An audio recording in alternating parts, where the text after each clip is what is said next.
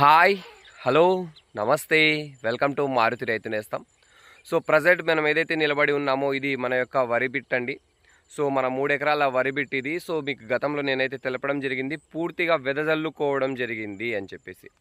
So మనము వడ్లనేవి వెదజల్లుకోవడం జరిగింది. మీరు ఒకసారి చూశారంటే అద్భుతంగా మొలవడం అయితే చాలా బ్రహ్మాండంగా అయితే మొలిచిందండి. సో దీంట్లో ఎటువంటి ఆయన వేసినతను కూడా చల్లినతను కూడా చాలా అద్భుతంగా చల్లాడు. ఒకే లెవెల్లో కూడా అద్భుతంగా మొత్తం కూడా మొలవడం అయితే జరిగింది. సో ప్రజెంట్ చూసుకున్నట్టయితే మీకు బ్యాక్ వీడియోతో చూపిస్తాను, మీరు ఒకసారి చూడండి. సో ఎలా మొలిచిందో మీరు ఒకసారి చూసుకోవచ్చండి. సో ఈ కనబడుతున్నంతా కూడా వరినే. సో ఈ విధంగా మొత్తం కూడా ఒక డిస్టెన్స్డ్గా మంచిగా అద్భుతంగా మొలిచింది. సో చల్లిన అతను కూడా చాలా అద్భుతంగా అయితే చల్లాడు. సో మనం నాటు పెట్టినట్టుగానే ఉంది. కాకపోతే ఇప్పుడు ఏంటంటే దీనికి కొంచెం మంచు ప్రభావం పడుతుంది. మీకు నారుమడిలో కూడా కనబడతా ఉండొచ్చు కొద్దిపాటిగా ఈ విధంగా ఎరుపుగా. సో ఈ విధంగా మచ్చలు, ఈ విధంగా మచ్చలు తెగులు వస్తూ ఉంది. సో ఈ తెగులు వచ్చి ఎదుగుదల అనేది కనబడతలేదు. ఇవాళకి ఈజీ మనం వేసి ఎగ్జాక్ట్గా 18వ తారీఖు మనం ఇది వేసేసి మనం తిరుపతి వెళ్ళామండి. సో ఇవాళ 16వ తారీఖు అంటే దగ్గర 28 రోజుల వ్యవధి అయితే అయిపోయింది. కొంచెం ఎదుగుదల అనేది నశించిపోయింది. మీరు చూసుకోవచ్చు. ఎందుకంటే తెగులు అనేది ఆశించడం వల్ల ఎదుగుదల అనేది అంత ఆశాజనకంగా అయితే కనబడతలేదు. యాక్చువల్లీ ఈ విధంగా ఉండాలి, ప్రతి ఒక్క మొక్క కూడా ఈ మొక్క ఉన్నట్టు ఉండాలి. కానీ ఈ తెగులు అనేది వ్యాపించడం వల్ల ఈ చూడండి మచ్చలు అనేది వస్తుంది అండ్ పైన కొసలు మాడిపోతూ ఉంది. అంటే ఇది 2-3 రకాలుగా అయితే రావచ్చు అండి. దీనికి 2-3 రకాల కారణాలు అయితే ఉంటుంది. ఒకటి, ఇదంతా కూడా మనము లెవెల్ చేపించాం కాబట్టి ఎగుడుదిగా అంటే మొత్తం తోలించాం, మట్టి తోలించాం కాబట్టి మనకు ఒకటి జింకు లోపం అనేది రావచ్చు, ఇటువంటి పోషక లోపాలు అనేది రావడం అనేది జరుగుతుంది. రెండోది కనుక మళ్ళీ చూసుకున్నట్లయితే ఫంగిసైడ్ ప్రాబ్లం వల్ల కూడా రావచ్చు. మూడోది ఇంకోటి ఏంటంటే ప్రజెంట్ వాతావరణానికి కూలింగ్ వెదరు అండ్ మంచు పడుతూ ఉంది కదా లైట్గా. సో అండ్ ఎండ కొడతా ఉంది, తీవ్రమైనటువంటి ఎండ కొడతా ఉంది కదా. సో ఎండ తీవ్రత ఎక్కువగా ఉంది కాబట్టి ఆ ఎండ తీవ్రత వల్ల కూడా ఈ విధంగా ఎండ అండ్ ఈ విధంగా చల్లగా ఉండడం వల్ల ఈ రెండింటి యొక్క వాతావరణ మార్పుల వల్ల కూడా మనకు కొద్దిపాటిగా ఈ విధంగా అయ్యేటువంటి అవకాశం ఉంటుంది. సో చూడండి ఇలా కొద్ది పసుపు బారుతుంది మొక్క. చూడండి అంత యాక్టివ్గా లేదు అసలు మొక్క అనేది. చూడండి మీరు ఒకసారి యాక్టివ్గా అనేది లేదు. సో మొలవడం అయితే చాలా బ్రహ్మాండంగా మొలిచింది.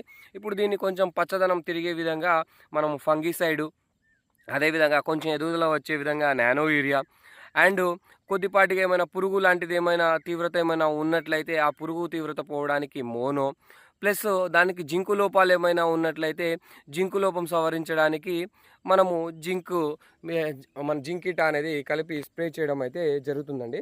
సో మీకైతే చూపిస్తాను, మీరు ఒకసారి చూసుకోవచ్చు.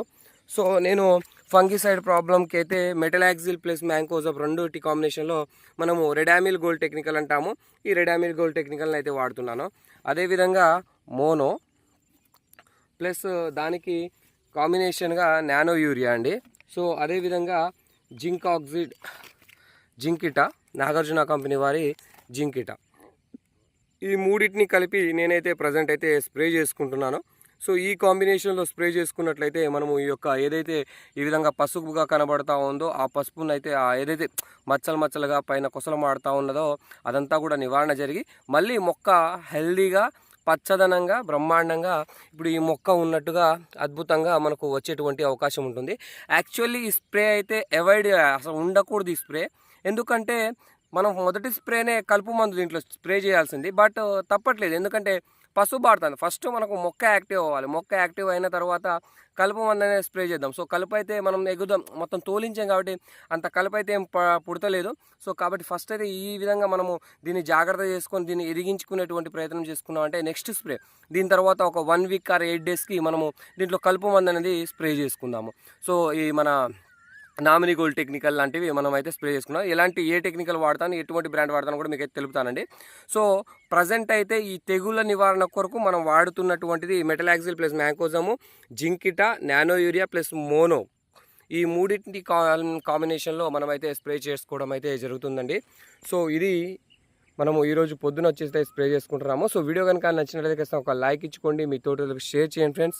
సో వరి సాగులో కొద్దిపాటిగా మనం తీసుకోవాల్సిన మెలకువలు ఏమైనా మీకు కింద పైన అంటే దీంట్లో ఏమైనా ఒడిదుడుకులు ఉంటే మీ సలహాలు కూడా నాకు కామెంట్ రూపంలో తెలపాలని కోరుకుంటున్నాను. సో ఎందుకంటే వరి సాగులో మెలకువల గురించి నేను నాకు తెలిసినంత మీకు తెలుపుతున్నాను.